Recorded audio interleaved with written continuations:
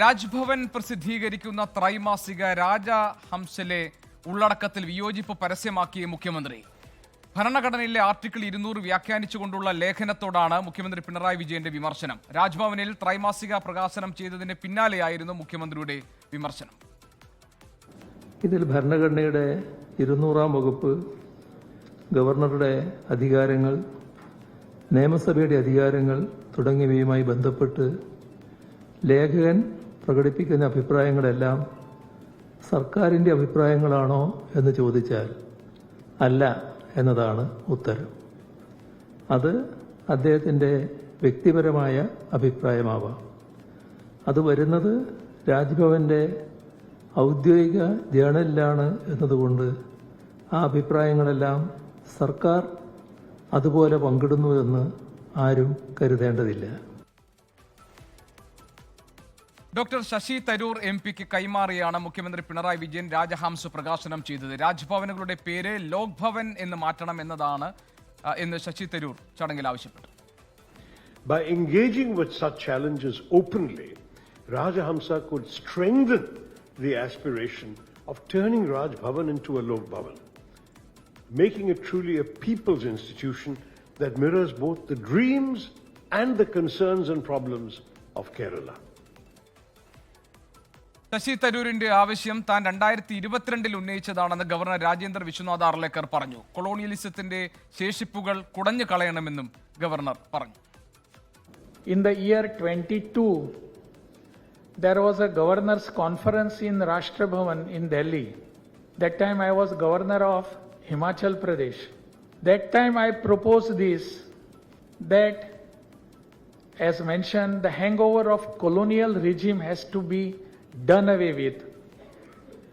The Britishers might have thought differently about the Rajyapal or the governor, but today we are here for the people, their governors, and that it should be called as Lok Bhavan also, the very same word, Lok Bhavan. മുഖ്യമന്ത്രി പങ്കെടുത്ത പരിപാടിയിൽ ഭാരതാംബ ചിത്രം രാജ്ഭവൻ ഒഴിവാക്കി എന്നതും ശ്രദ്ധേയമായി. R Sreejith തിരുവനന്തപുരത്ത് വിവരങ്ങളുമായുണ്ട്. ശ്രീജിത്ത്, രാജ്ഭവനുമായുള്ള വിയോജിപ്പുകളൊക്കെ നിലനിർത്തുമ്പോഴും ഒരു സമവായത്തിന്റെ വഴി കണ്ടെത്തിയിരിക്കുന്നു എന്നതാണോ ഭാരതാംബ ചിത്രം വേദിയിൽ നിന്ന് ഒഴിവാക്കപ്പെട്ടത് മുഖ്യമന്ത്രി ഇന്ന് ചടങ്ങിൽ പങ്കെടുത്തതിലൂടെ ഒക്കെ വ്യക്തമാകുന്നത്? അതേസമയം തന്നെ വിയോജിപ്പുകൾ പറയേണ്ടടുത്ത് പറയാൻ മടിക്കില്ല എന്ന് നമുക്ക് തോന്നുന്ന ചില സന്ദർഭങ്ങളും ഈ ഉദ്ഘാടന ചടങ്ങിനോടനുബന്ധിച്ചുണ്ടായല്ലോ. എങ്ങനെ കാണുന്നു, എങ്ങനെ വിലയിരുത്താം? ജി.കെ. താങ്കൾ സൂചിപ്പിച്ചു തന്നെയാണ് ഇക്കാര്യത്തിൽ ഏറ്റവും കൃത്യമായ ഒരു കാഴ്ചപ്പാട്. അതായത് രാജ്ഭവനുമായുള്ള ബന്ധം ഊഷ്മളമാകുന്നതിന്റെ സൂചനകൾ നൽകിയാണ് ഈ ചടങ്ങിൽ പങ്കെടുക്കാൻ മുഖ്യമന്ത്രി തയ്യാറായത്.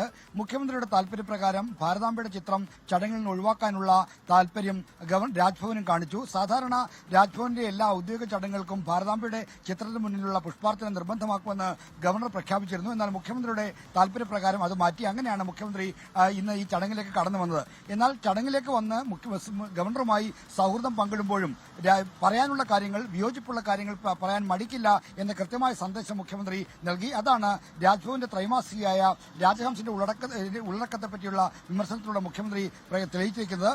വിരുദ്ധാഭിപ്രായങ്ങളെ കഴുത്തി നെരിച്ചു കൊല്ലണോ, അത് തുടരാൻ അത് അനുവദിക്കണോ എന്ന കാര്യത്തിലാണ് ചർച്ച. അതിൽ അനുവദിക്കണമെന്ന് തന്നെയാണ് സർക്കാരിന്റെ നിലപാട്. അതുകൊണ്ട് രാജ്ഭവന്റെ മാസികയിലെ വിരുദ്ധാഭിപ്രായങ്ങൾ അങ്ങനെ തന്നെ പോകട്ടെ, സർക്കാരിന്റെ അഭിപ്രായമായി ആരും കരുതേണ്ടതില്ല എന്ന് പറഞ്ഞുകൊണ്ടാണ് മുഖ്യമന്ത്രി തന്റെ പ്രസംഗം അവസാനിപ്പിച്ചത്. അങ്ങനെ വിയോജിപ്പുള്ള കാര്യങ്ങൾ തുടരും, എന്നാൽ സഹകരിക്കേണ്ട കാര്യങ്ങൾ ആ സഹകരണം തുടരും. ഇന്ന് രണ്ട് വഴിയും തെരഞ്ഞെടുത്തുകൊണ്ടാണ് ഈ ചടങ്ങ് ഇവിടെ അവസാനിച്ചത്.